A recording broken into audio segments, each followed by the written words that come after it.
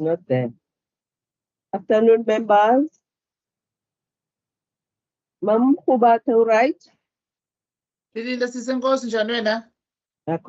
So you are looking forward for tomorrow, Women's Day. Okay. Yep. I think in Bogor. Okay.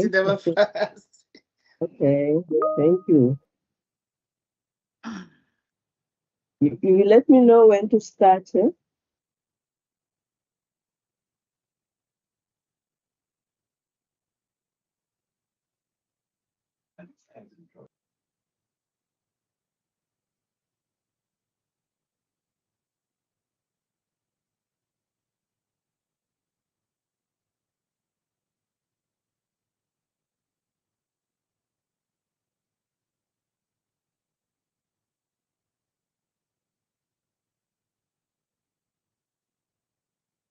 Okay, it is 14 o'clock on Friday the 8th on Friday afternoon, and a day preceding the Women's Day. So let's start so that we can finish in. Can you please confirm, Ms. Adams, if we are correct that we can start?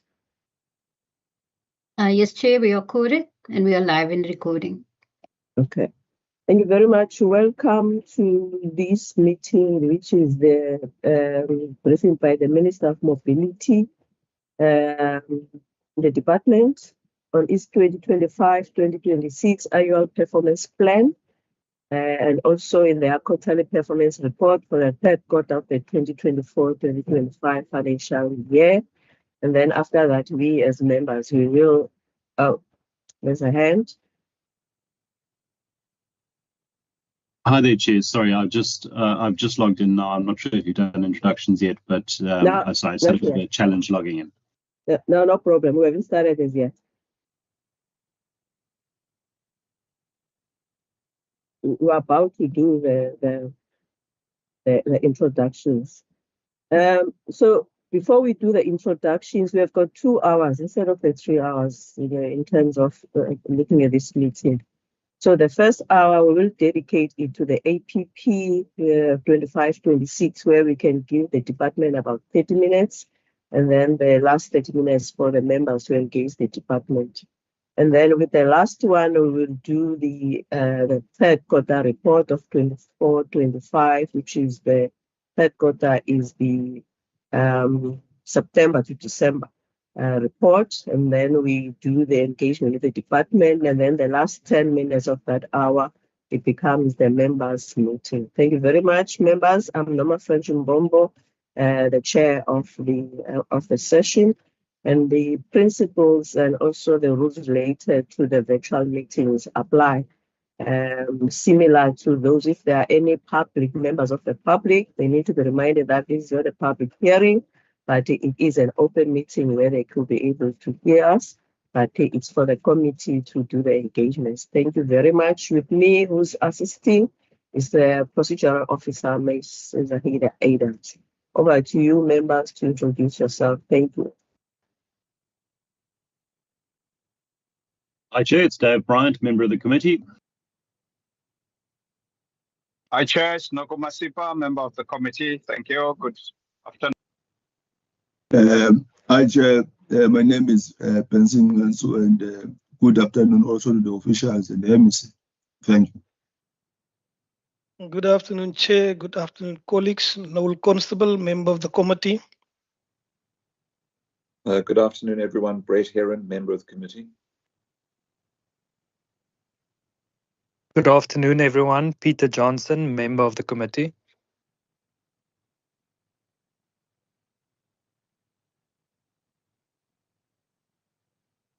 Thank you very much. I haven't received any apologies.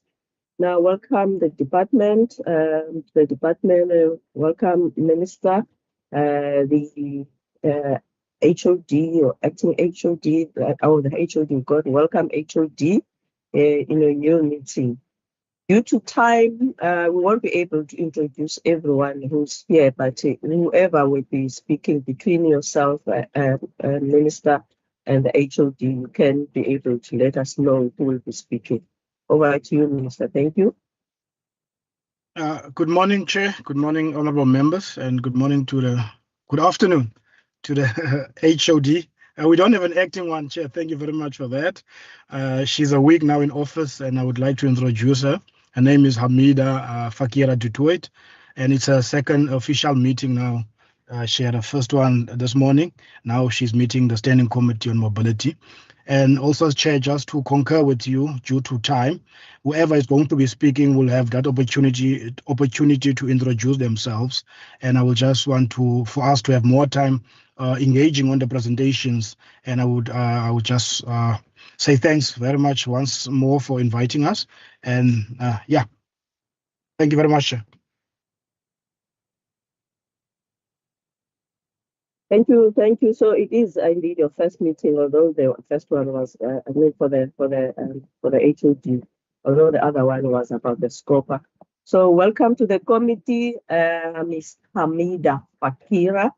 As we always do in the House for the new members, the MPPs, we don't sting in the first meeting, so we won't do much of stinging for this one. But over to you. As I indicated, Minister, that the first hour we want to dedicate it to the APP, including the questions. If you could be able to do your APP plus also the GMT APP into one presentation, one after another, so that you can be able to have a 30 minutes of engagement. Over to you, HOD. Thank you. Thank you very much, Madam Chair. Good afternoon to everybody, Madam Chair, the members, Minister, and colleagues of the department. As introduced, I'm Hamida, newly appointed 1 week at Mobility in actual fact, and first meeting was earlier this morning. I take this opportunity to look forward to having a fruitful working relationship with Parliament. I think I'm familiar with some at Parliament because I was there before, but I look forward to working in a very cordial relationship with the members. For the presentation today, I'll be supported by the team, which has been working quite hard to put together a very comprehensive presentation on our annual performance plan. It will be led by the Chief Director, who was the acting HOD, Ms. Rebenor, and her team. Thank you. Thank you. So if you want to give us just a little bit of a glimpse of your face. Whilst okay. Thank you. Okay, we know the face. Okay. Over to you, Didi. You can just do the face and then you can leave it out after once you start presenting. I'm switching off mine as well. So are you doing the APP plus the GMT, or are you doing the APP and then followed by the GMT? But can we have all of this within 30 minutes? Thank you very much. Thank you, Chair. We will do our absolute best to do that. I'm going to ask Christian Kriegler from GMT to flight the GMT APP first, and then Kenny will quickly jump to the APP for the department, and we will do everything in our power to do it within 30 minutes, Chair. So, Christian, you are most welcome to flight your presentation now.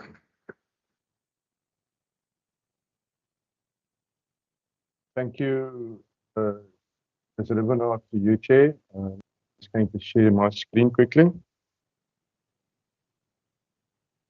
By the way, I'm Christian Kriegler, Deputy Director of Management Support Services, GMT, in the Department of Mobility.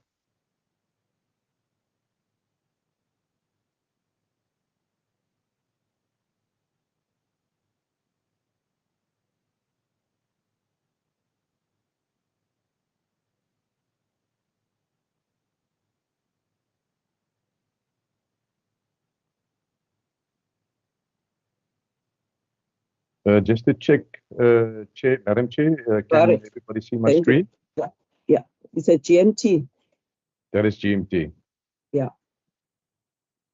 So, Madam Chair, through you, Minister and honourable members, HOD, this presentation is based on the annual performance plan 25-26 government public transport.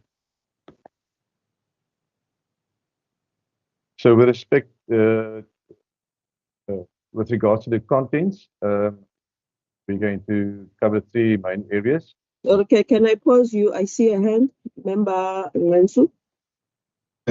Apologies, Chair. I'm not sure whether am I the only one who's begging to hear him.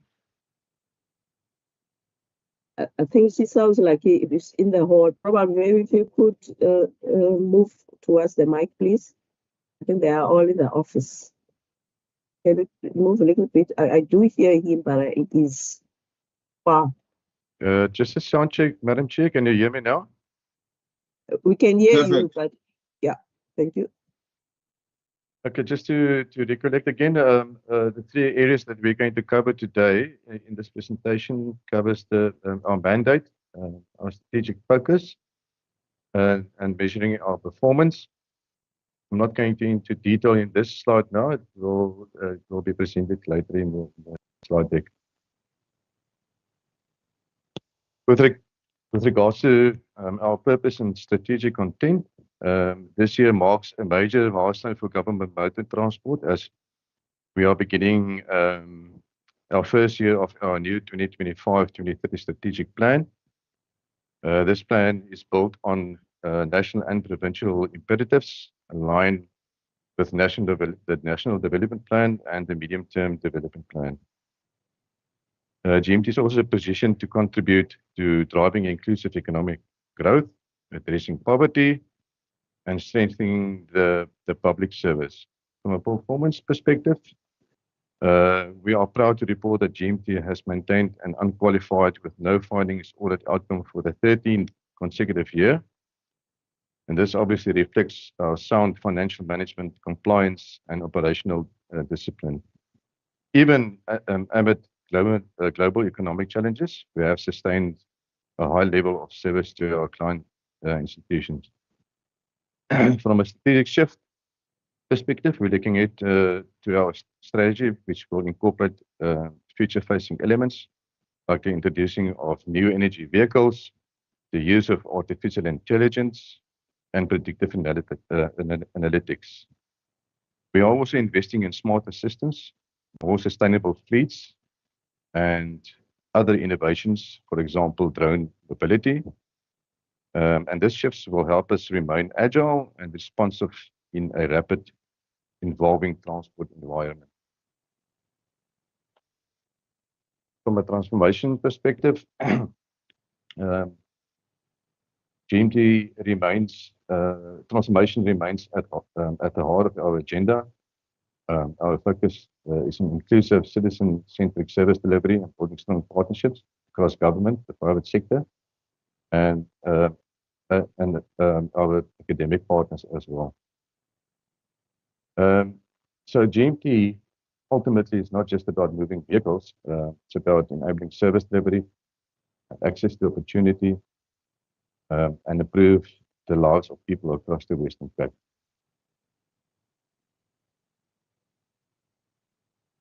From a legislative and policy mandate perspective, GMT operates under the authority of the South African Constitution, which outline functional areas of concurrent provincial legislative competence. GMT's core mandate includes transport services, and systems licensing, operations, and regulation, contributes to safety, maintenance, and legislative compliance. And this mandate aligns with 3 spheres of government, namely national, provincial, and local, ensuring coherence in the mobility governance and public service delivery space. The table also illustrates the mandate is derived from a complex body of legislation and policy. To simplify this, an assessment was conducted to identify and prioritize the most relevant laws and policies that governs GMT's vision, mission, and its operations.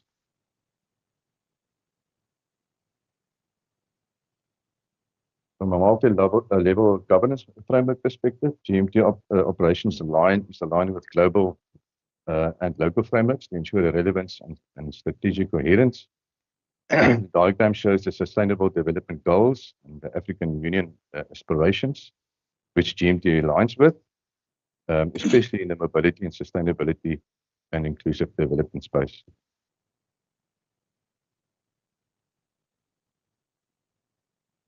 On a provincial policy and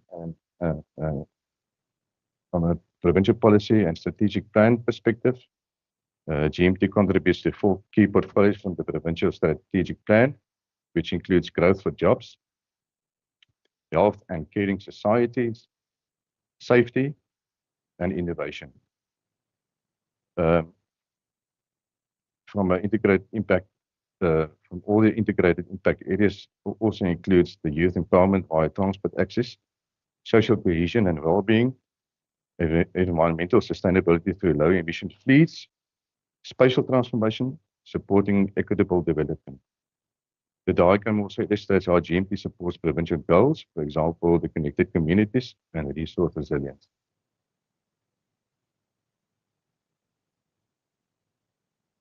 From a local government and ministerial perspective, priorities, GMT also supports the ministerial focus,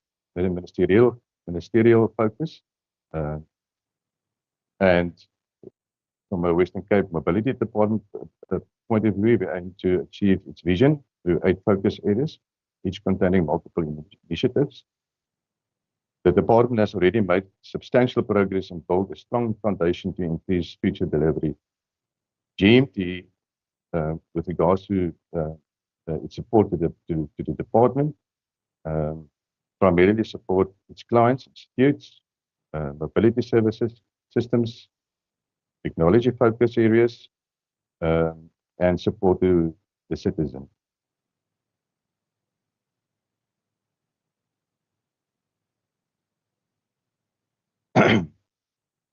From an institutional strategic and citizen-centric perspective, GMT is embracing a human-centric approach, prioritizing mobility solutions as a service through digital and operational elements for a seamless service delivery.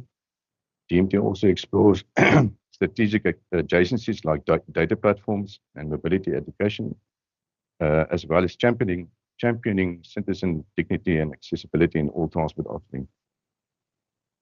The diagram also illustrates the 3 horizons strategic framework, which assists GMT to manage change and plan for the future by categorizing initiatives into the 3 distinct horizons.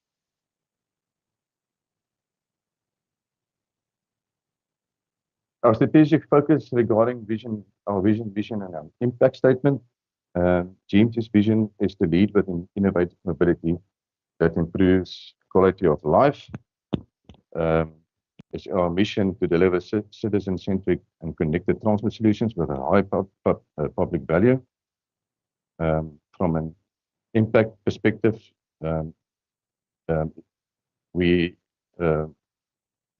it's our strategy to provide safe, accessible, reliable, and eco-friendly transport services.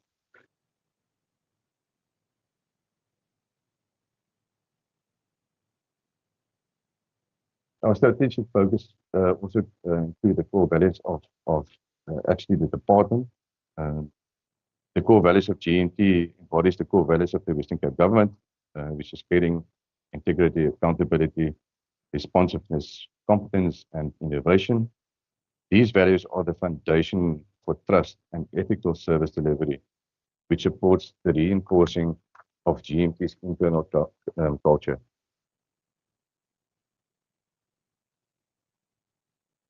On an external environmental analysis perspective, it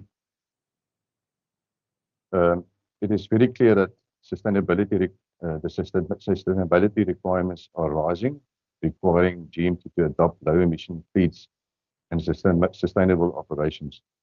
The vehicle industry is shifting from internal combustion engines to new energy vehicles, NEVs, and this presents budgeting procurement challenges, infrastructure gaps, for example, charging stations, economic pressures, for example, fuel costs, repo rate hikes, inflation, climate instability, as well as technology disruptions.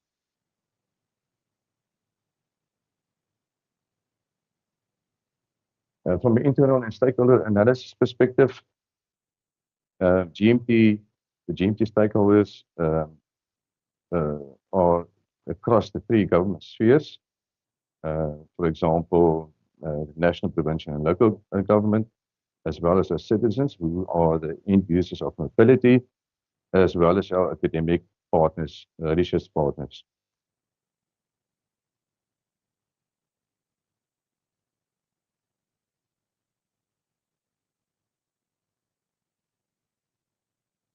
From a strategic culture and innovation perspective, GMT invests in future planning, considering multiple scenarios to adapt to change. The key enablers for innovation, research and development, blended training, continuous learning, skills development, team adaptability.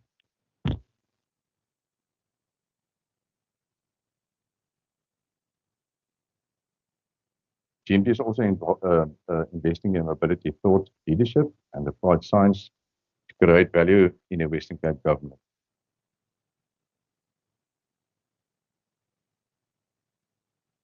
So the GMT structure consists of 3 primary operational areas, which is fleet services for vehicle provisioning and management, fleet finance for budgeting, cost control, and tariff support services. Management support services include ICT, wellness, strategy, governance, as well as certain HR functionalities.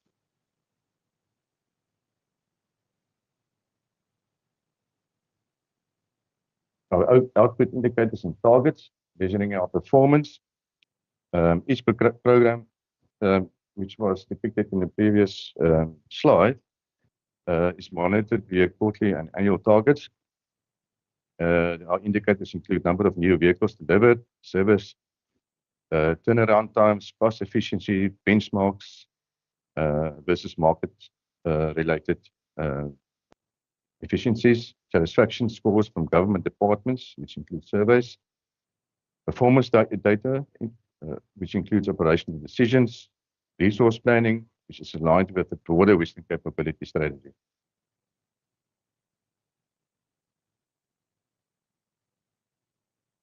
Our medium-term priorities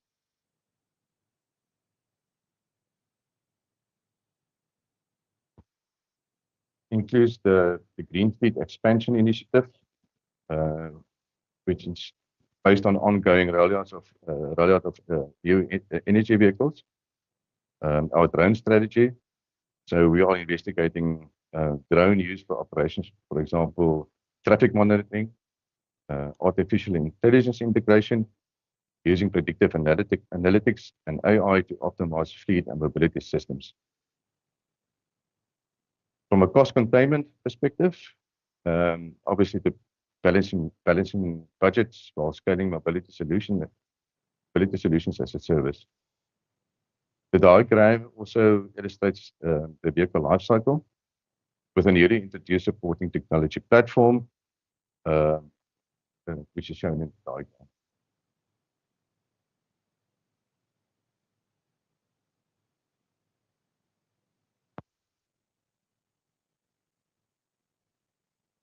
So the next slide is just an overview of the budget and the revenue.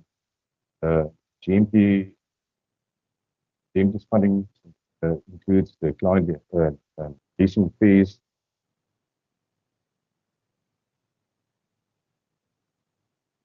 apologies for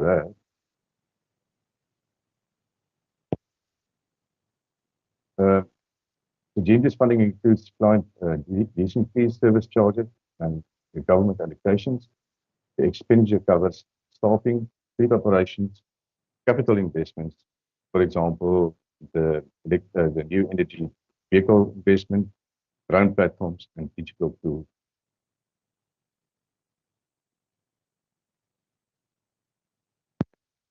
From a risk and partnerships perspective,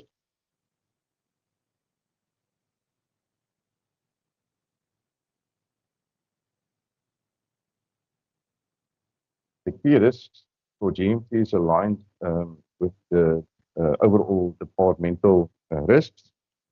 There are a couple of mitigation factors that we are addressing. The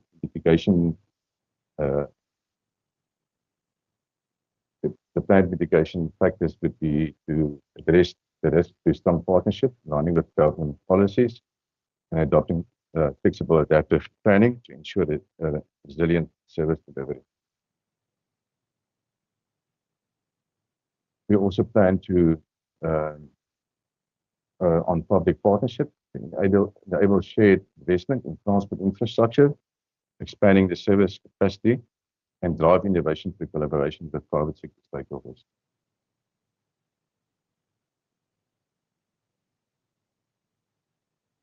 Thank you very much, Chair. Over to you.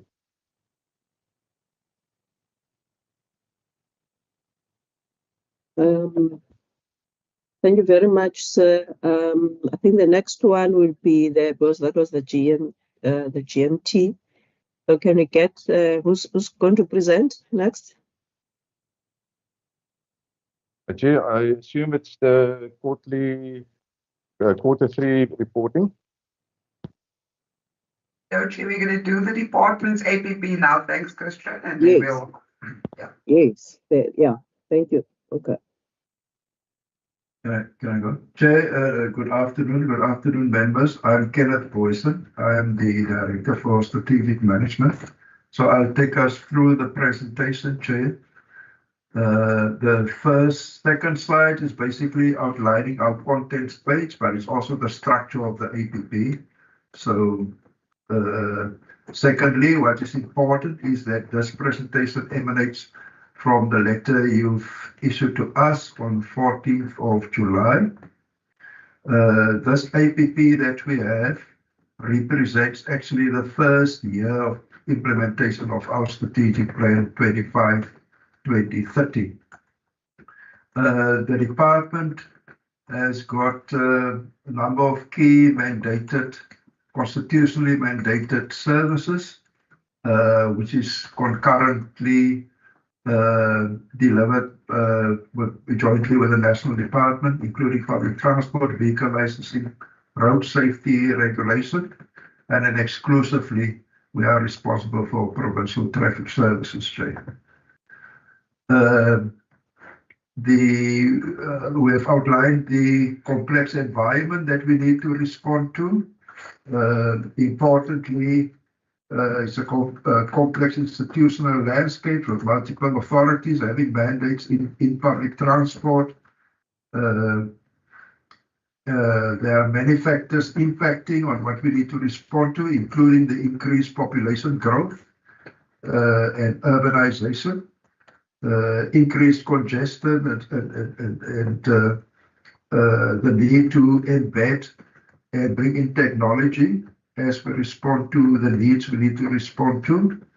We need to work jointly with municipalities. They don't have the capacity all the time. We do a lot in supporting them around planning and implementation. Province doesn't have the responsibility for rail, even though rail is a very critical component of our integrated public transport system. And importantly, the pace of restoring our rail service and modernizing our rail service is very slow. So it impacts on what we need to do. And then just to highlight on road safety and social behavior, that negative social behavior towards road safety continues to contribute to increased society costs and undermines public safety efforts. Lack of resources to drive certain transformations, especially in the minibus taxi industry, continue to manifest the risk of unsafe driving, poor maintained vehicles, and overall risking safety of commuters and road users. Chair, our organization structure as at 31st of July, I think the one we've included in the structure in the presentation was the wrong structure. This one reflects better the situation at 31st of July. And of course, at that time of the structure, we have subsequently, our HOD has subsequently been appointed. Our vision is that mobility is a connector of people, goods, and institutions, and it is delivered through the broad focus areas that you see there, inclusive of taxi, rail, bus, and other services. The ministerial priorities informs our policy priorities for the term, and it's focused around rail as the backbone for urban public transport, improve the efficiency in the movement of goods, halve road fatalities, as well as empowering our team so that we succeed and have a unified culture. Chairperson, our impact statement drives the change that we want to see at the end of the day, which is a sustainable, safe, dignified, and fit for purpose public transport system. For the 5-year period, then, in our strat plan, these are the key outcomes that you see on the right that we want to achieve. With regard to the budget,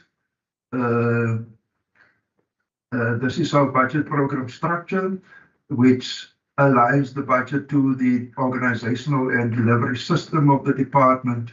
Previously, we had 3 budget program structures. We now have 4 budget programs, which now also allows us to focus and put emphasis on the critical mandates. With regard to our budget, just in summary, our receipts, the department has a main appropriation of 3.2 billion for 25-26 financial year.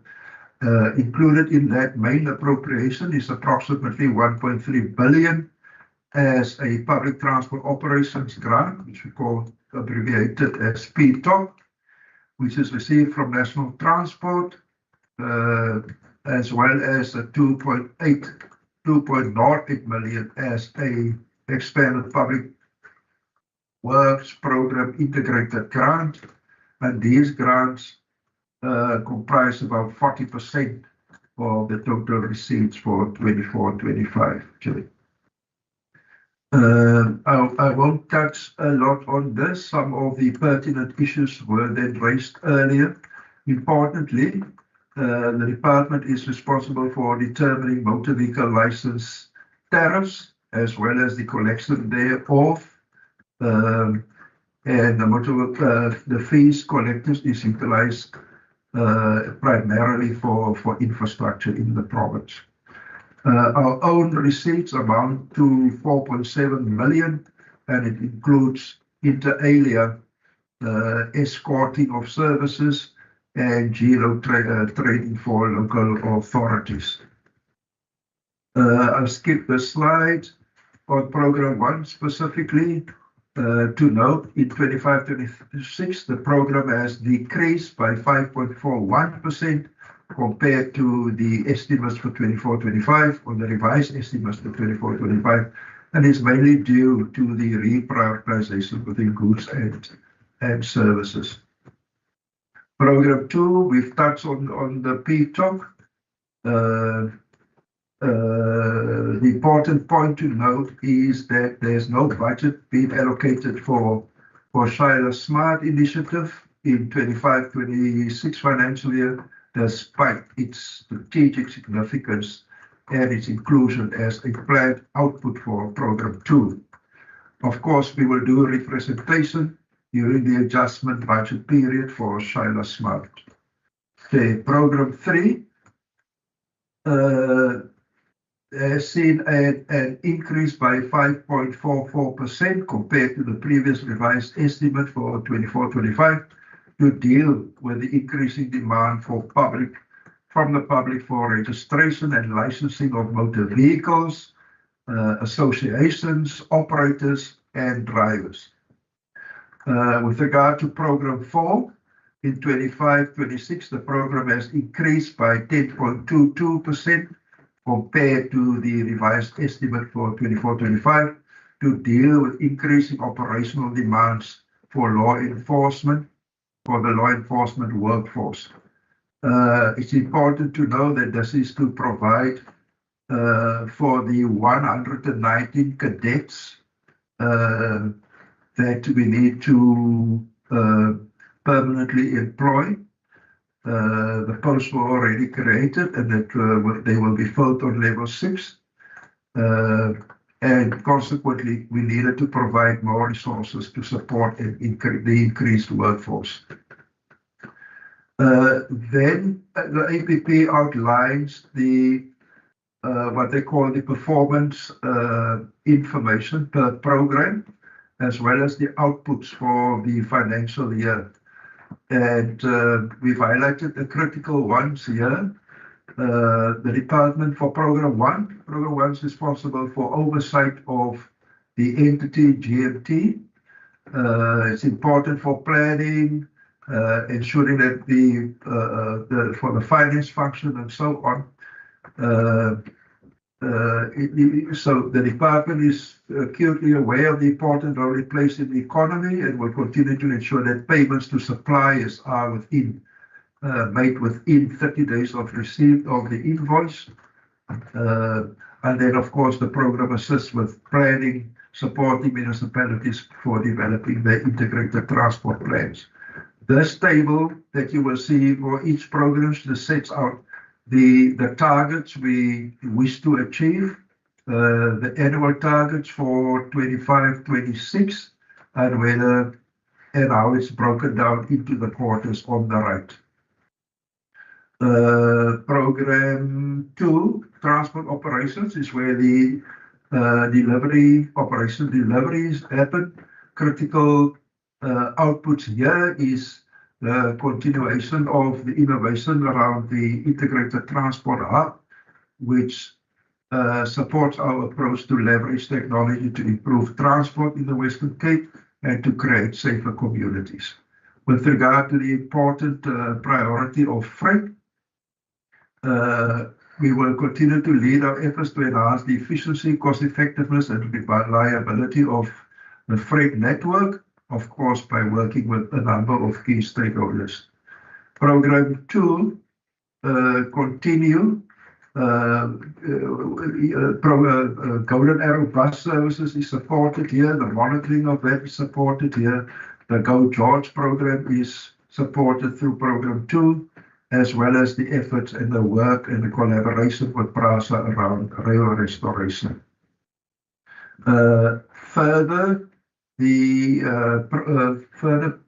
then we move to let me just see the performance tables linked to Program 2, setting out the targets and, of course, the quarterly targets. Program 3, the key outputs is that we are now looking at our legislation and our SOPs to improve these, especially where there were national amendments to the National Land Transport Act.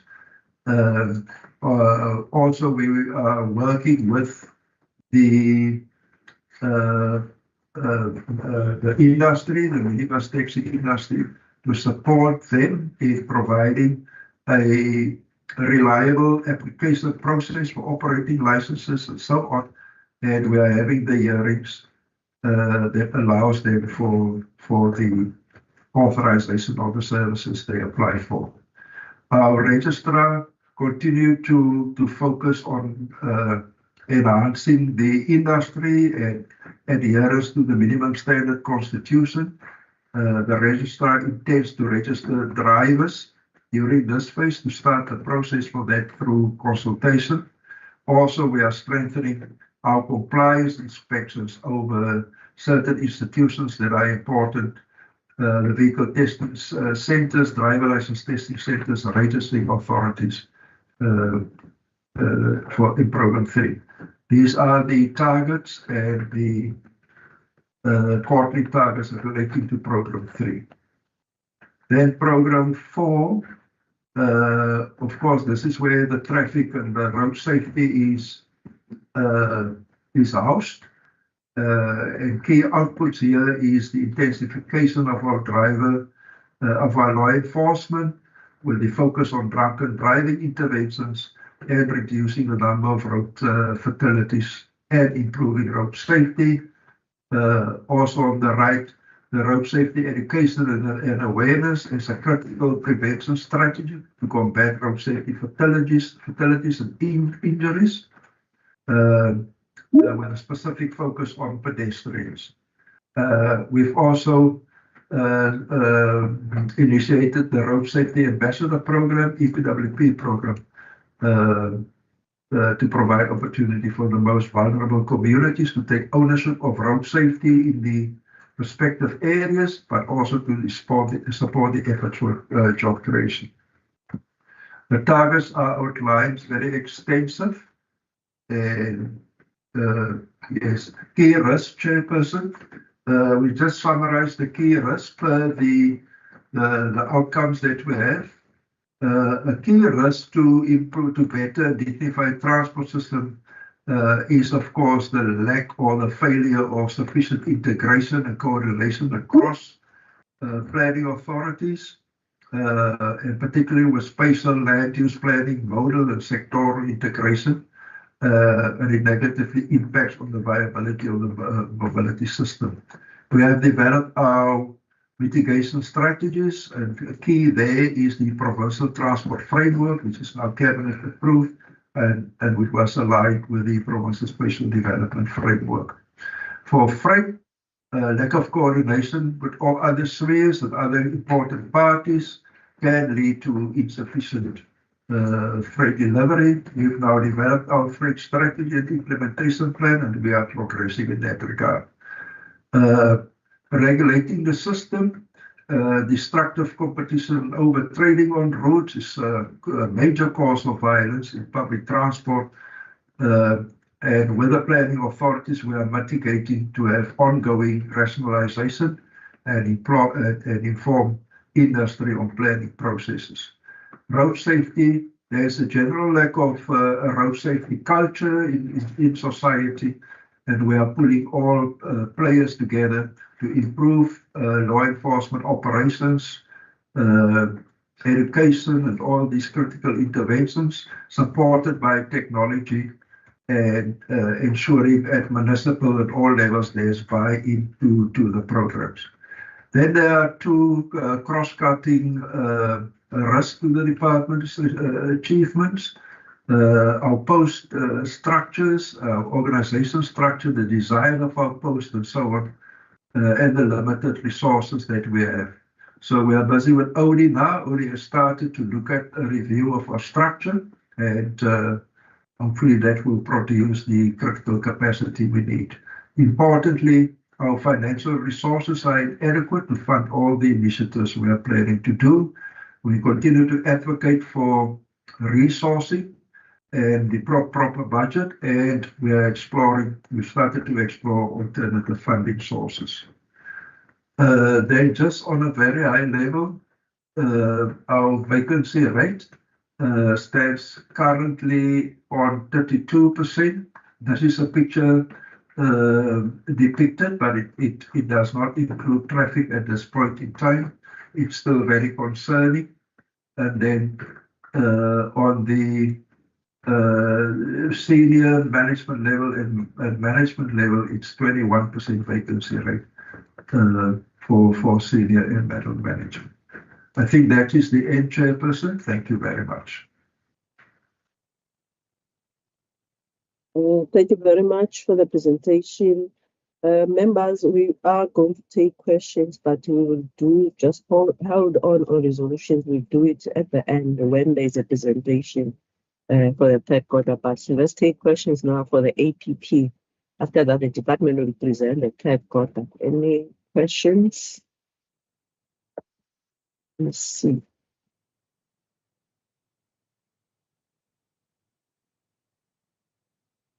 So I see Member Van Minen, Member Ngansu, so far. Thank you. Over to you, Member Van Minen. Thanks very much. This vacancy rate was also discussed this morning at SCOPA, and it is concerning that it's so high, particularly that when we talk about the road safety issues and the lack of road safety culture. Now, I realize that it is also a new department, but I just want to find out, is the vacancy rate historically high, or is this a new thing? And if it is a new thing, why has it developed? So let's just sort of unpack the vacancy rate a bit and discuss how it may or may not have changed or how it's developed over time. Thank you.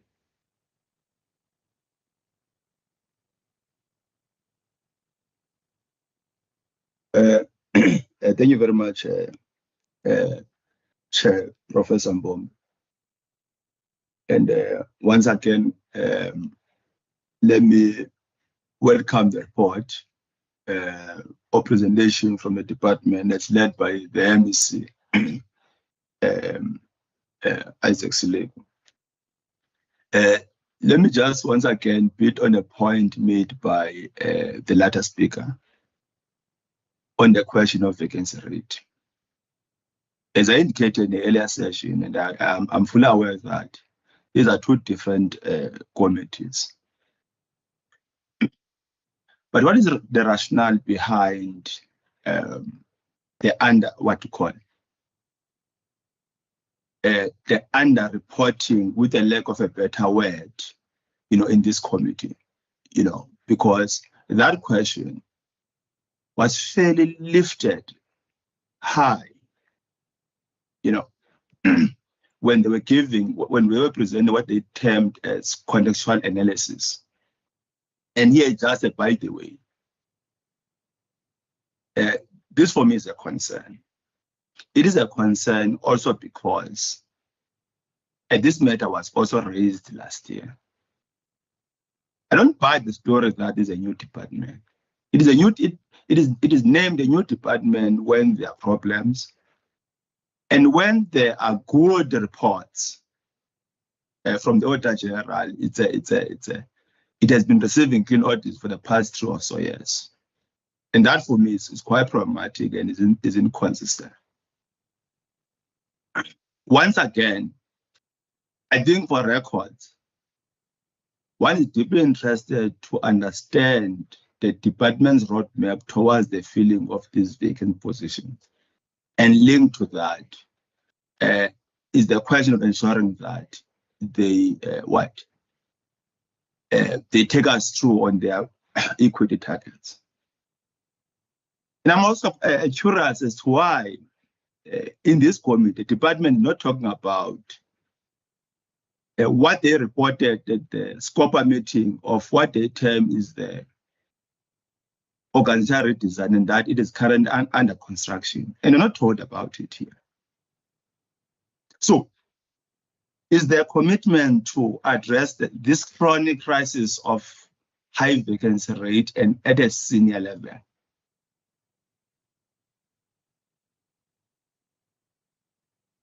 How are there any processes currently underway of filling vacancies in certain positions?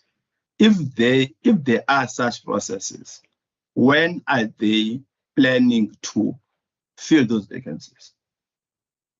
I'm making this point because one is deeply interested in receiving this before they are filled, this organizational redesign, and that be presented before the committee, so that we can have a sense in respect to the approaches in this instance, and that the filling is aligned with the progressive agenda of transformation, not for the sake.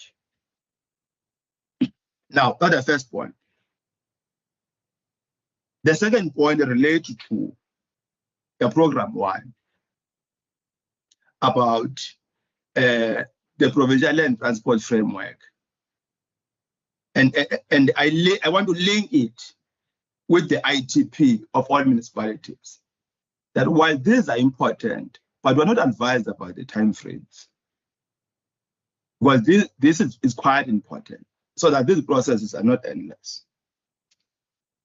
On program 2, on program 2, the department talk about the whole question of of which we understand, and of course, it ought to be supported. Supporting of bus services.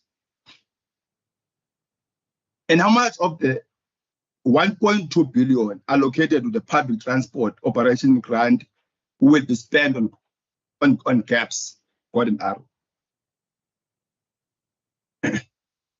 If you look at the last reports, the last 2 financial years or so, the number of people transported remains the same. But what about the allocation of funds? Recently, or a week or so ago, Gordon Arrow increased the bus fare. To what extent, given the fact that the provincial government subsidizes Gordon Arrow, with the lack of a technically, the department is a shareholder. To what extent was the department consulted? And it's not only Gordon Arrow, including Grasa. And the zero subsidized sector, the minibus industry. This chairperson made a bold statement to say they are persuading the industry not to increase taxi fares, not for now. And here in the report, you are saying that what was supposed to be an intervention in the minibus taxi industry, what? The Shayla Smart program, that there's no funding for it. Is there commitment, MEC and the OHOD, to what? To supporting all sectors of the economy in this department and under this department? Or your interest is to regulate, to control, not to regulate, to support?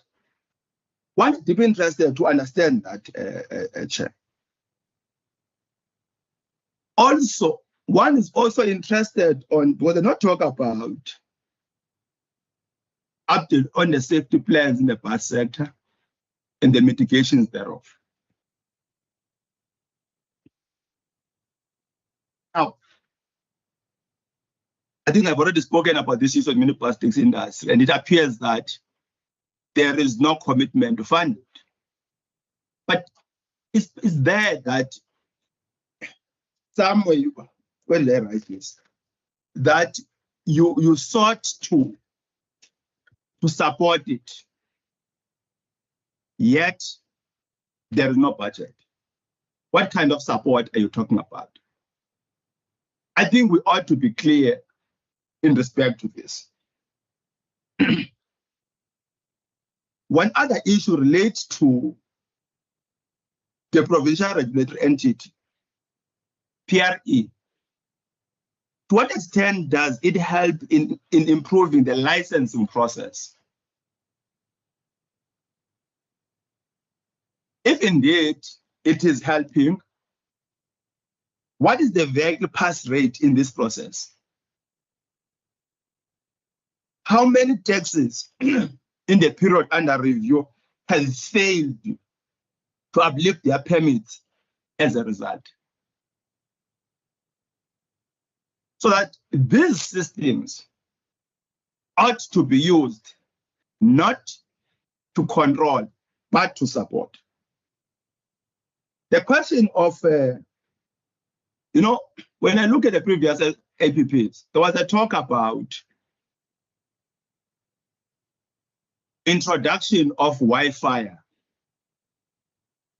in the minibus taxi industry, but did not talk about it. What are the bases for this discontinuity? Smart China is also about training drivers and so forth. And the point which I have been arguing that then if the department believes that the sources of the problem in the industry lies on the behavior of the taxi industry, the department is wrong. The department is wrong. And I want to persuade the department to reconsider its attitude on this question. Yes, trainings are important, behaviorality is important, but the department ought to get to the source, ought to understand the source and the nature of the problem, what the roots and the branches of the problem. But as you continue with training, are there any incentives for drivers and operators? Because when a taxi driver misses a day, he literally also misses a day wage. Are there any support mechanism? Yeah, is that the last point? Yes. Okay, maybe I'll come back to others on program 4, but let me just finalize on this one. The last one for now. Yeah, for now, yeah. There was a program called Shokomela, which in a way was complementing, was an appreciation of the relationship between the taxi industry as well as the department. Where is that program? If it was discontinued, what are the basis for it to be discontinued? So, because the program was quite key in mitigating road accidents, as given and how it is condemned, taxi operators were able to, of drivers were able to have moments to rest. So those are a few issues which I wanted to raise for now, and maybe the second round will come for program 4. Thank you very much. Yeah, no, we raised 4 issues already. Thank you. Can we have member Masipa? Thank you, Chairperson. My question is going to really be very short, and I think it's just to the question of Honorable Van Minen. Really, I think what I just want to get from the department is what is the department's critical success factors? What are those elements that will make this department really shine and really do good work in terms of what it needs to do? Because we are here as members of parliament to provide support to them. So we just want to hear, if there is any areas that we really need to support them to make them really do their work effectively. Thank you, Chair. Thank you very much. I think if there's no other hand, let me just also ask so that they can respond all comprehensively. We'll see then member council if after they've responded, if we're still going to have time for the APP, because we still have to go the third quarter. So for the department, with the programming from the person who's an outsider within, if we look at the programs related to the operation regulation and also the management, when I look in terms of the indicators for the transport regulation, for the performance, it feels like this is one of the program that is not, there isn't much of things that are happening. Just making an example, I'm looking at the number of and yet when you look in terms of your mandate related to Schedule 4, you find that the issue of the regulation and also for the associations in terms of the membership to help them is one of more of a provincial function actually than any of the others, because with the operations and the management, all of those, you find that besides the traffic costs. Let's make an example. One of the indicators of the outputs related to the number of the NPTs, the drivers that need to be registered. We have kept it at 500 in terms of the targets for throughout the MTF. And also, once you talk about helping the municipalities in developing their integrated transport, but you find that a majority of the municipalities, although they've been there, they've been struggling around that. And then the other part, again, back to the program 3 on the regulation, yet the act has been passed related to the separating the e-hailing and the meter taxi. It has been passed last year. Understandable that there's still regulations that still need to be in, but it doesn't mean that the department cannot be helping the municipalities and also even creating your own targets, because I don't see any targets related to the e-hailing under the regulation. And if you look in terms of the compliance and the meetings related to the taxi that needs to be held, you find that actually towards the outer years, you are decreasing.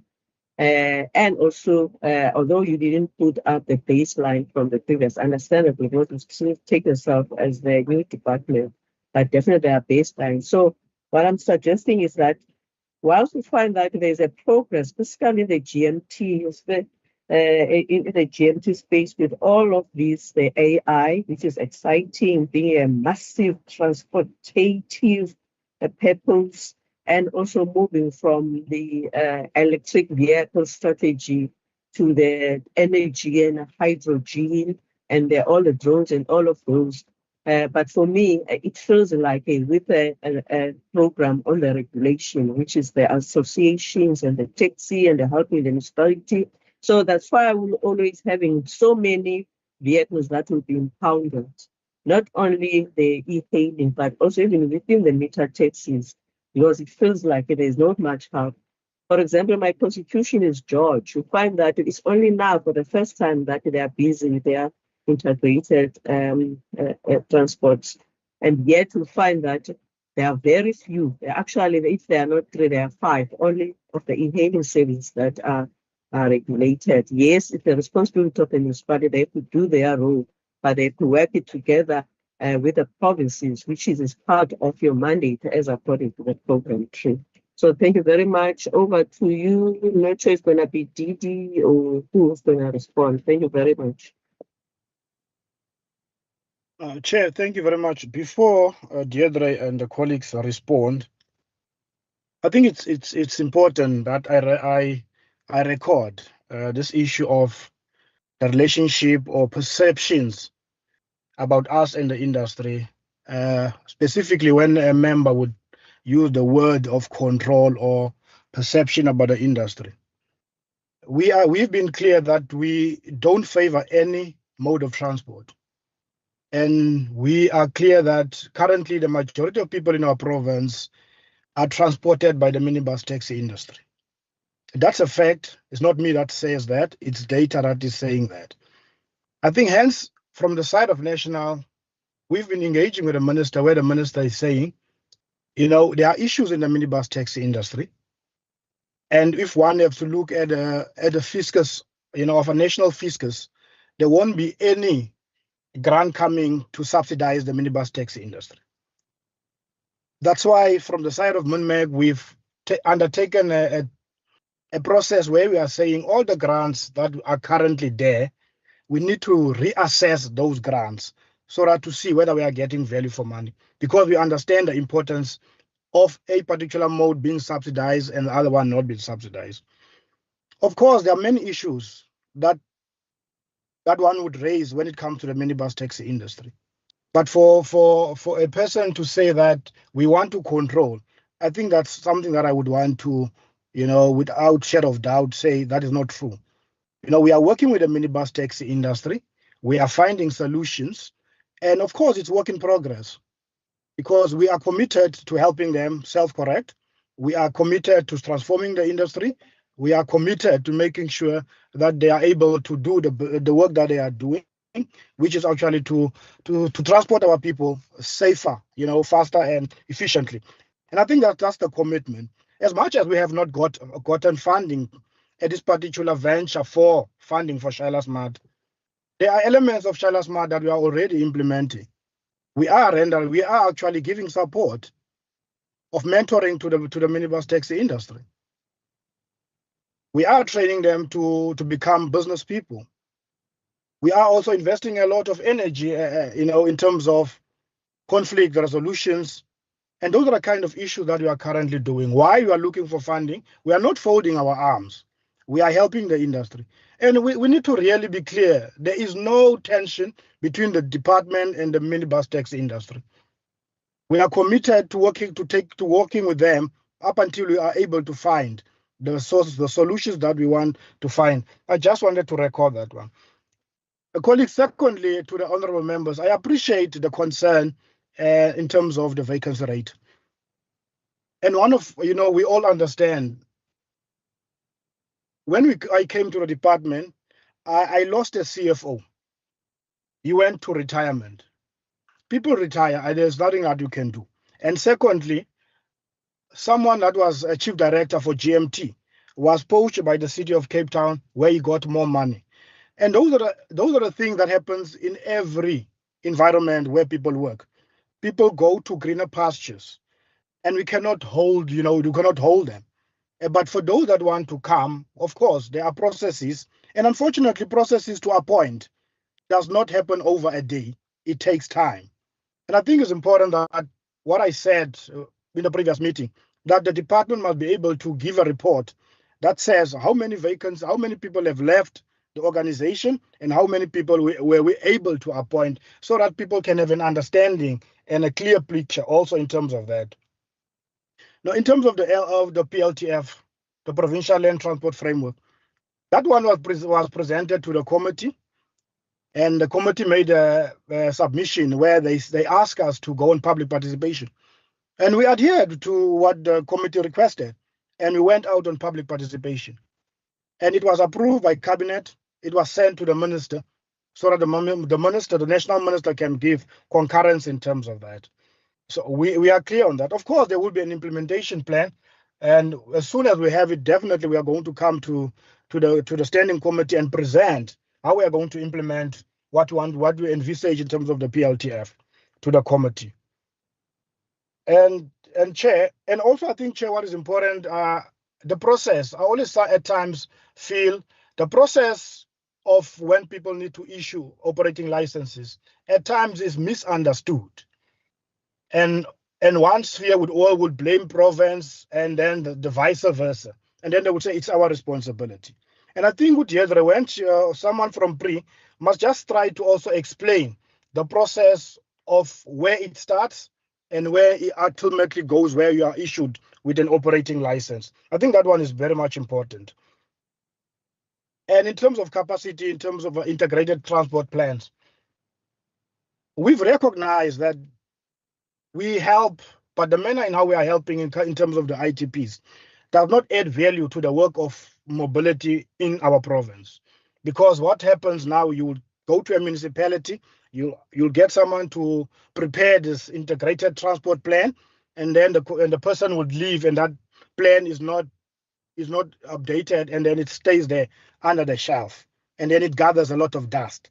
What we are looking at in terms of the department is looking at a shared service model, where we would want to have a warm body from the side of mobility, where it can be deployed in our regions, so that issues of mobility find relevance in their planning. And that's what we are trying to say, to do from the side of mobility, to make sure that the person that helps in terms of mobility, it's someone that will be stationed in the district, so that issues of mobility does not disappear, but it finds relevance.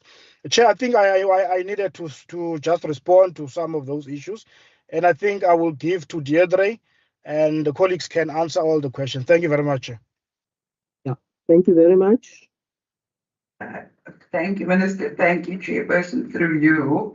I'm going to take it in the order that it was asked. So in terms of Member Van Minen, is the vacancy rate the new problem, or does it stem from previous years? It's not the easiest question to answer, Member, because we were previously a branch in another department, and we didn't have a program one, so we wouldn't be comparing apples to apples. The vacancy rate hasn't increased substantially in the 2 years that we are in existence. So that is possibly the only answer one can give, given that we were a branch that is now a department, added with a program one. In terms of Member Nkenshu, I'm really apologize, Member. The presentation we provided to Scoper this morning, the agenda was very different. We had to focus on all our risks, our strategic risks, and therefore there was a lot of engagement around the situational analysis. Because we are reporting on our annual performance plan, we didn't place too much emphasis on the situational analysis. But we can always provide the members of this committee with the presentation that speaks to all our strategic risks, our mitigations, etc. But it was really just because the agendas were different. In terms of the vacancy rate, equity targets, timelines when it comes to the organizational design, the organizational design process is led by the Department of the Premier in terms of the organizational design chief directorate. They have told us that it will take between 12 to 18 months. What we can do is ask that we brief the committee if the committee wants us to do that around how we're going about the process of redesign. We have also just finalized our provincial land transport framework, so one can say the vision and strategy has been developed, and therefore the functions comes as a result of. We can then include the equity targets, vacancy rates, everything in that briefing if the chair and the committee is happy for us to do that. When it comes to Program 1 and the PLTF, I think Minister went in to largely engage on the ITPs and the challenges that we have with that, but we do still support municipalities. The timeframes, remember, we have to overhaul the PLTF every 5 years. And when it comes to ITPs, it's also an overhaul every 5 years, but we can review certain sections of the ITPs on a year-to-year basis. And we generally coordinate that and which parts of the ITPs or chapters we will do on a year-to-year basis. Then in terms of the Golden Arrow question, if the 1.2 billion goes directly to Golden Arrow, so this is what we refer to as the legacy bus contract that we have with Golden Arrow. It needs to be transitioned into the integrated public transport network of the metro. Until such time, we do manage that. But the grant itself comes from National DOT, and it's very specific in terms of what the money can be used for. And in this case, it is only for legacy bus projects, and we only have one of those contracts, and it is with Golden Arrow member. In terms of was the department consulted around the increase in the fares? Yes, member, we do get consulted. They have to get our permission in terms of the subsidized kilometers. But when it comes to unsubsidized kilometers, then they do not have to ask permission on those routes, but they do anyway. We do engage with them. Golden Arrow generally increases their fares year on year, and it's this time in the year that they do that. They try and maintain it, and we work with them to try and keep that level of increase as far down as possible. They could, in terms of contractually and operational costs, go up to 12% as an increase, but they've stuck to a 4.5%. And this is because we work with trying to moderate the service. Minister spoke to Shayla Smart and the commitment around funding. We have finalized the business plan this year. We've engaged the top structure of Santaco, and it's taken us 6 months to get through the entire business plan with Santaco. At the same time, we are now using that business plan to seek funding from alternative sources. Blended finances potentially is one of the avenues, but we'll also go through our intake and budget process now.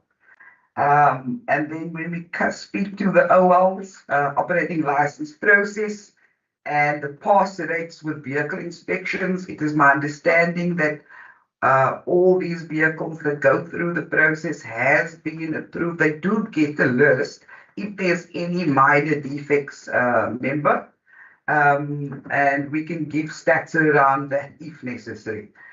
You also spoke about the Wi-Fi project. That was a pilot that was run in the northern region, member. It was a pilot to test in terms of connectivity and how it could work, but that was only for a 6-month period.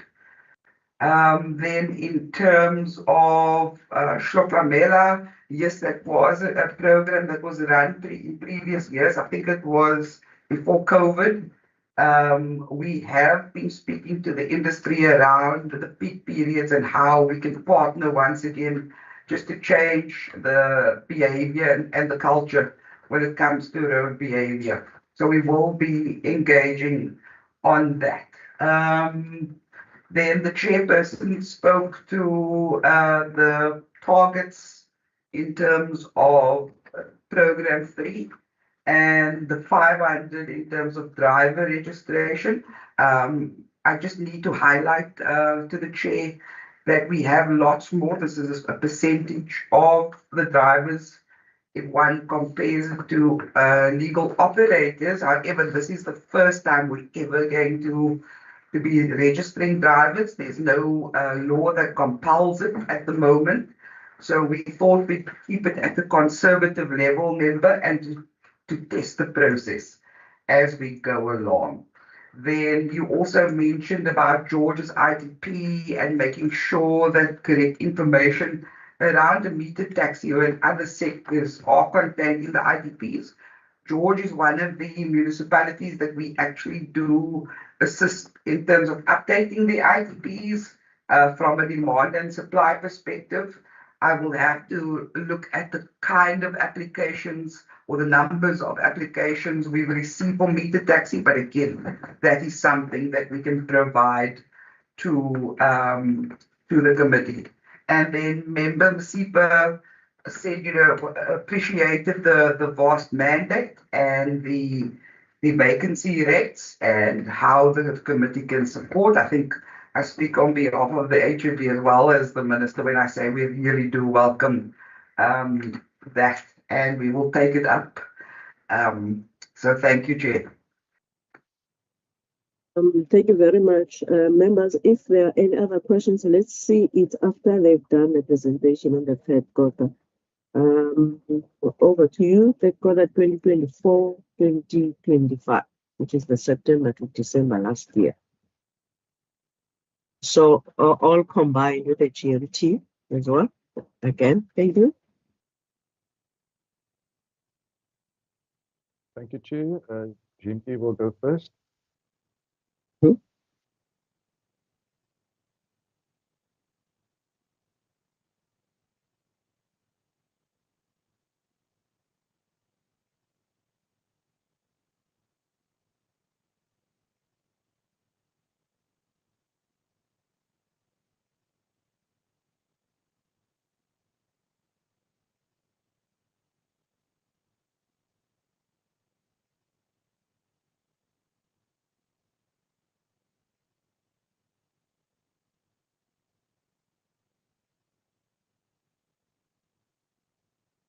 Thank you, Chair. Just a check. Can everybody see the screen?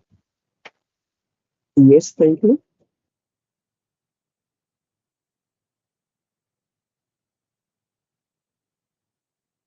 So, Chair, as a trading entity, GMT plays a critical role in supporting government operations through effective fleet management.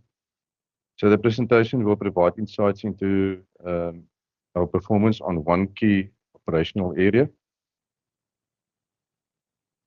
which is in the fleet repairs and maintenance component.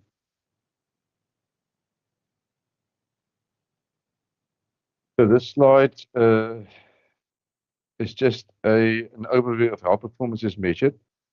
And the indicators are categorized as overachieved, achieved, partially achieved, or not achieved.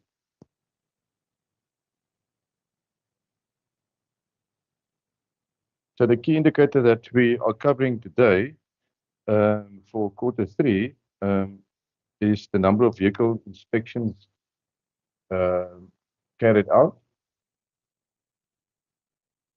which has an achievement of 100%.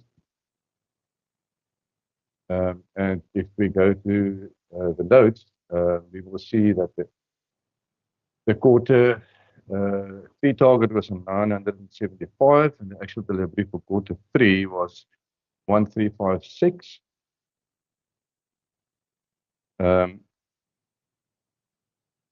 Which was achieved as over 100%.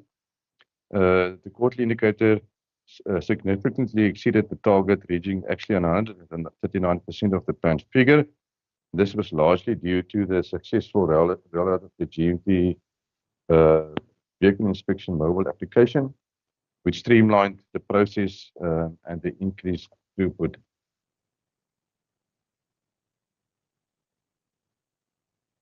That is it from me, Chair. Short presentation. Thank you very much. I can see for the third quarter there isn't much. Then for the APP department, sorry, third quarter department, it also might not take long.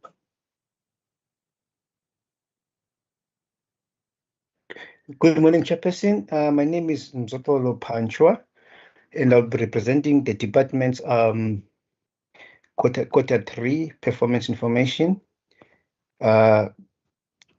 If I look at our programs, we've got 3 programs, program 1, 2, and 3. In terms of our programs, if I go to program 1, we had 2 indicators on program 1, Chairperson, and those we achieved both programs in terms of program 1 and 2. I mean those 2 indicators, and one was achieved during the quarter 4, as much as it was a yearly target. And then if I go to program 2, Chairperson, we've got indicators in terms of transport. Indicator 2.1, 2.2, 2.3, 2 were partially achieved, and 1 was achieved, and 1 was overachieved. If I go to the next slide, number of PRTs was overachieved in terms of what we have achieved, which is 190%.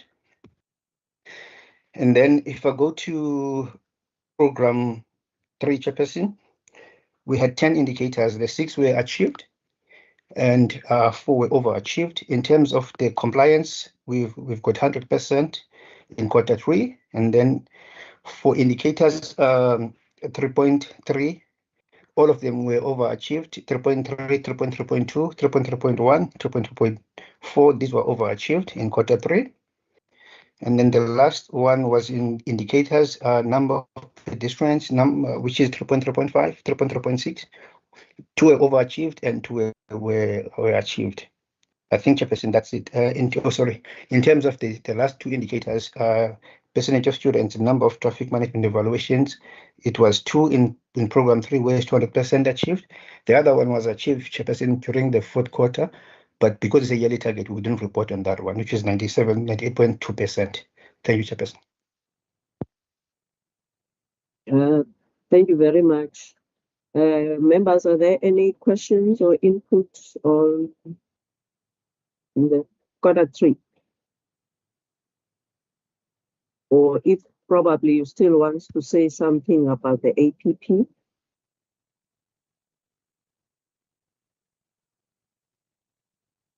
Member line 2. Thank you very much. I'll be very brief. The first one is just a follow-up. The MEC attempted to respond to it. Probably did not get the content of what I was raising. On the PRE, the question essentially, was about the success rate or challenges thereof. The system is actually, the process is actually facing. That was the area of interest. Not about us, wanting a presentation about the nuts and bolts of the process. And also, the questions about Wi-Fi and Sogomela. The big question, yes, there were pilots. Wi-Fi was a pilot, what were the success stories thereof? Why was not it institutionalized so that it can be part of the contribution in the industry? And also, you could not respond, Mrs. D, the question of Flogomela as to why it was discontinued. You just explained. The fundamental question, therefore, on program 4 relate to, because this thing is not coming out. And when I drive around, I do oversight everywhere I go.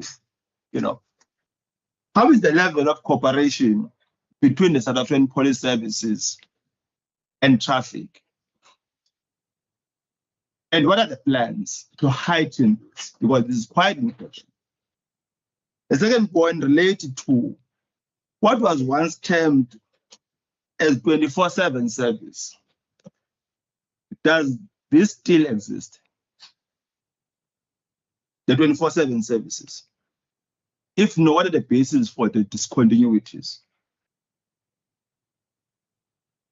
I must make this frank assessment that it appears to me that the Western Cape traffic is mute on traffic updates, you know, be it on the news or what have you. Why so? Why so? Why is the void? What are the basis for this void of the voice of Western Cape traffic? And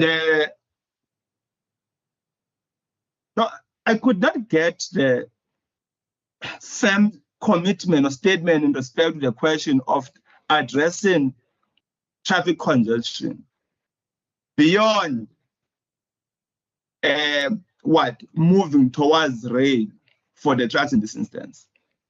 But if you go to town, either you use N1, N2, the traffic across roads in the Western Cape, in Cape Town in particular. What are the concrete plans to respond to this question? Thank you very much.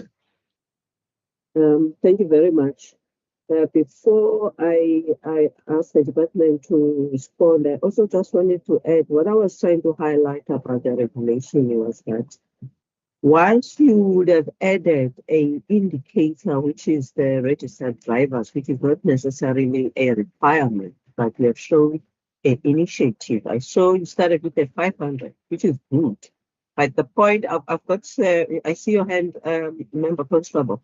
But the point that I'm trying to highlight is about, because you already know how many of these drivers are, that will only put it 500 across, probably maybe we want to do percentage-wise in terms of the increase. Secondly, part of your, again, in the regulation, you also speak about the associations, but you didn't put, you only put the AGMs, number of AGMs. We didn't specify exactly for which associations. And also, lastly, you didn't set aside a target of the of operation licenses that you will be able to provide or assist the municipalities with. As I'm saying, I'm repeating again that if you recall, even with the city of Cape Town, the last year, there was a pause of even registering the e-hailing services, which is that opening now for this year. But it doesn't mean that the traffic, I mean, the industry is not growing. It grows, but it ends up growing illegally. Plus, also, we do understand the frustrations we get from municipalities when they don't speed up on their integrated transport, and also when they don't do the rezoning, especially in the new areas like the factories and whatever. So it means that there will be people that are coming in, but that it impact on now when they ended up having some of these, whether smaller rents and so forth. So my point is about, this is your flagship, that program, but you didn't put much of the indicators of success. That's so that you can be able to show it off that you are doing good. That's where actually it showcases most of your relations with the industry more than the others compared to those ones. Specifically, on the land transport related. And also lastly, when I indicated that you didn't even put the e-hailing, despite the fact that the law has been passed. Yes, the regulations are still coming, but we're talking about this year, but probably maybe in the next APP, we'll be able to see that. It's a member constable and member Masipa, and then the department, and then we will close. Thank you very much. Thank you, Chair. Not a long question, Chair. I just want to check. Thanks for the presentation, and I think we believe what you're saying in the presentation. But Chair, is there more? Can the department give us more information, maybe detailed information with regards to the performance that they show in the presentation? More detail with regards to spreadsheets or so that we can look into. Thank you, Chair.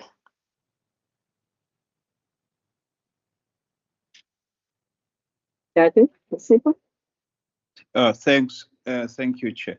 I think my question was really not answered, but I'm going to put it back again to the Minister and the HOD to say, what are those critical success factors that they are envisaging in their department? What are those things, those elements that will really show that their department is successful?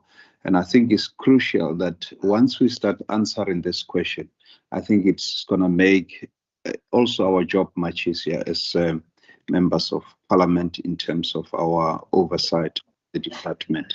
I know it's a very new department, but I think there's obviously, a requirement that, we are clear about really the critical success factors of this particular mobility department. Thank you, Chair. Thank you very much. Over to you, department. Thank you, Chairperson. Just in terms of the application process, I think that is what Member Nikesh is asking. So operators would apply at the PRE. They can do this online, member, or they can do it physically at the Bangate offices or at the satellite offices in George and Piketberg. Once the application is received, it's referred to the local authority for comments. Once that comments are received, it's gazetted, and then the final process is adjudication, and then a decision is issued in terms of that process. The allowed time, if I'm not mistaken, is 90 days for that process to happen. The average time that it's taking applications in this province is 44 days, member. So we're well within the time limit provided. Why was Project Shopra Mall stopped? I only know that it was stopped prior to COVID, and I don't know the reasons for that. The traffic chief sitting next to me right now, Chairperson, wasn't part of that particular process, but we will endeavor to go back and understand why that particular project was stopped. In terms of our relationship with SAPS, I'm going to ask Chief Madam Merwe just to speak to that and the collaboration we have with SAPS. Thank you. Through you, Chair, members, Minister. Just in terms of the collaboration, there are various forums which we attend, which assist us in terms of the planning. Some of them is like the Prof Joints of SAPS, Transport Priority Committee, and then there's the Freeway Management Planning Committee, which incorporates the City of Cape Town, EMS, Fire, Province, as well as SAPS. Unfortunately, we're battling to get the participation of SAPS onto specifically in the freeway management. We had a meeting 2 days ago with Commissioner Roberts of the city, and we are focusing on getting SAPS involved continuously in terms of the joint planning. So that will focus on, or it's focusing on N1, N2, R300, N3, M5, N7, as well as all the secondary big arterial roads like, for example, Stellenbosch Artery, Baden-Powell, Jakes Gerwel, because we've identified it's not only traffic law enforcement issues, there are specific spikes in terms of crime happening, So the freeway management system will monitor that through the camera network to ensure the response times of the various services are in line with that. But that links to the operational plans. So that is the one part in terms of the in terms of being mute, in terms of the updates. Honourable Member, we are providing weekly statements or communication feedback in terms of traffic specifically. Then there's an initiative from the Executive Authority which we've piloted to get all our provincial traffic chiefs involved in radio communication. So we've piloted that already, so everybody had an opportunity to speak to the communities within the various areas. We have a few challenges because not everybody is a communication person, but we're working so that the professional message gets along or gets conveyed. We're also making use of the Safety Home platforms where we have weekly updates, as well as the press releases that I've already referred to. And then in terms of traffic updates, in terms of congestion, and so that goes through the Traffic Management Centre, which is a freeway management centre and the responsibility of City of Cape Town. But we'll feed into that in terms of any static vehicles or any congestion or any problems pertaining to that. So that is the aspect in terms of the early warning systems, and we're also making use of the on the freeway management system in terms of the signage boards to indicate specific issues. For instance, there is a high probability of pedestrians, or there's static vehicles ahead, or there's congestion, etc. So that's part and parcel. That is an integrated approach, not only from province, but as I said, city, the metro police, and such as well. Thank you very much. I see a hand from the Minister. So after your response, Minister, you can also do the closing words. Sorry, members, we are running out of time.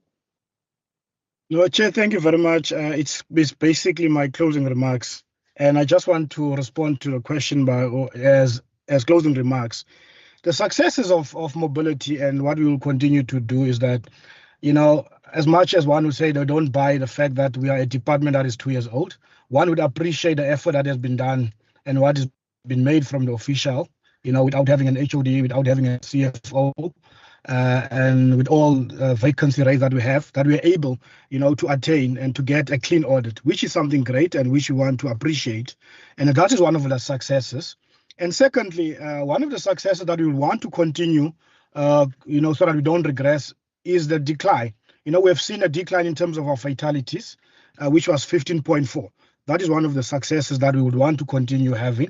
And thirdly, you know, a lot has been said about the improvements in the Port of Cape Town, you know, and it's highly because from the side of freight in the Department of Mobility, and together with DDAT, you know, we were able to establish the PMU unit, and all the successes that we're currently seeing happening at the Port of Cape Town is because of that collaboration between us as PMU with that unit of PMU from the side of mobility and DDAT, and those are the successes. And also maybe, you know, to make sure that we deal with congestion as per, you know, maybe we must encourage more people to have faith and trust in the minibus taxi industry and all public transport modes, and maybe, you know, use, you know, instead of using their own private cars, get into to using public transport and mobilizing and promoting the usage of public transport. And I think those will be successes, not only for us as a department, that will be a collective success. With those few words, Chair, thank you very much for the invite and for the questions and for the proposals going forward. Thank you very much. Thank you very much, Minister, Department, and everyone. We do understand that when it comes to APP specifically, because it's already work that has been committed to be done. And I can understand when the AG once suggested that there should be drafts so that the members of the committee could be able to make an input. Unfortunately, the South African system doesn't allow that, but the only time that the department can submit their strategic plans and everything and APPs for the draft to the minister, it's a year before, which is before the medium-term budget policy statement. So by the time we get these, there's nothing you can change. So we understand that part of it. Similar with the strategic plan 5 years that we have already established, which is this year, for this APP is the first ever strategic plan. We do understand that in the year 2 of the strategic plan, we might change it completely, although we have got a 5 year strategy. So we understand the frustration. But thank you very much for the question, for the responses. We'll see you, I think, on the 10th of September. Members, I'm sorry we cannot take any further questions. All the best. Happy Women's Day for the Mbokotos and everyone. Members, can you please stay behind? We can finish off. The department can be able to exit. Thank you very much, Chair and honorable members. Have a blessed Women's Day. Thank you.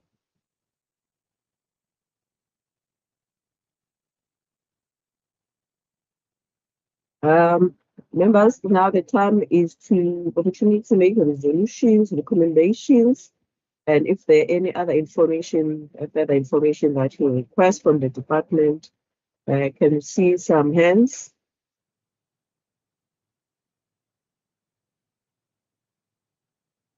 I see the hand of Honorable Constable.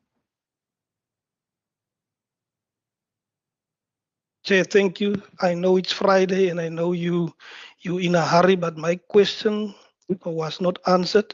So if you please can ask the department to send us that information, I would be happy. Thank you, Chair. The information about the facts, the stats. About the detailed performances. For this, are you talking about for the third quarter or are you talking about the APP? Because they presented two things. The third quarter, Chair. Third quarter. All right. Okay. Thank you very much for that. Any other inputs? If not, can we go to if there's, it's only that we have related to that. If not, can we have quickly three things: the draft annual activity report for the 24-25 for the committee, and then we also adopt the two sets of minutes of the 28th and the 4th. Can we start with the activity report, or raise a hand? No resolutions, or they would come after towards the tail end. Aibo, where were you? We did ask. Member Constable just mentioned one. There was no other head. Okay. Apologies, Chair. No, but just one. Just for the records, I think we should.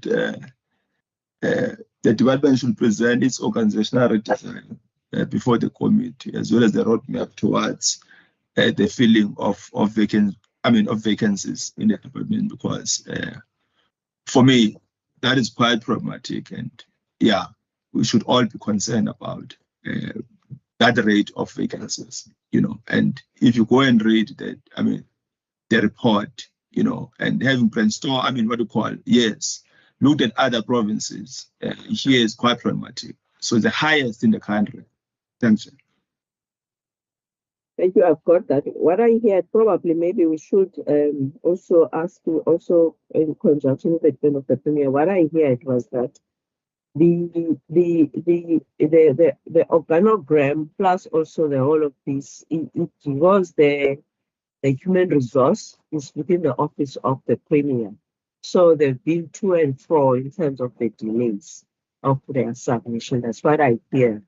So probably it's about where we extend it to the HR, because all except for education and health, all other departments, their HR is being managed in the Department of the Premier. Probably we can do it both so that we can hear from their side at what extent that they've approved their ODI and so forth, so that we know whether the delays are at the DPSA or within the Premier. But what I heard from them was about they've submitted as much most of the information. So I agree, probably in conjunction with the human resource from the Department of the Premier. Thank you. Is there any other? Have you captured that, Z?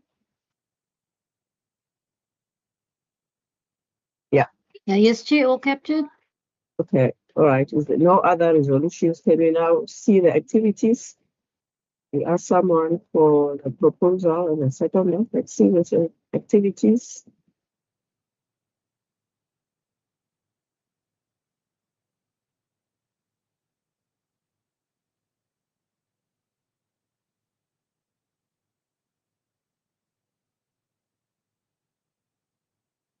Okay, can you what is this one? Can you just probably just mention something? As you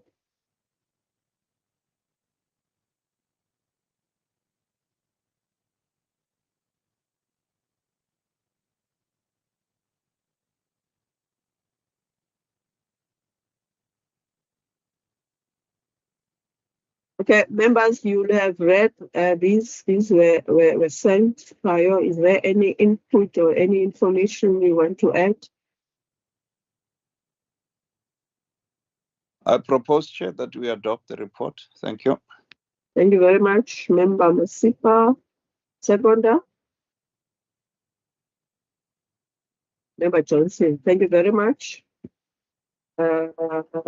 Minutes of the 28th May.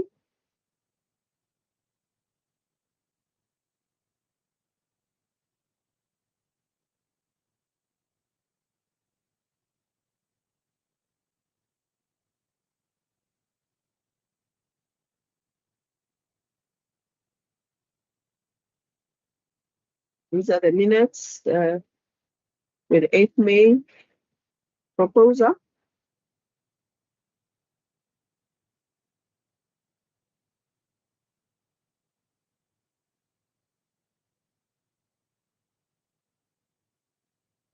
Chair, I move that we adopt the minutes. Okay. Member Masipa and Member Johnson propose and the seconder. And then the last one, the 4th of June.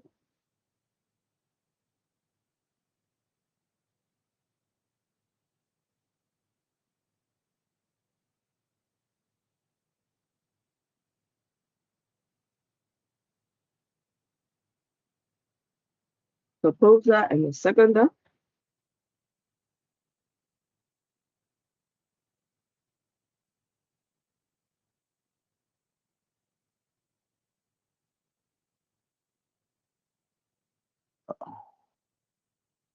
Vaida, can you go up? Was I present at the meeting?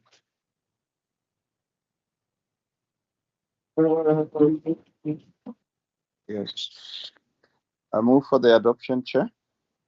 Thank you very much, Member Masipa and the seconder. I second, Chair. Thank you, Member Johnson, for that.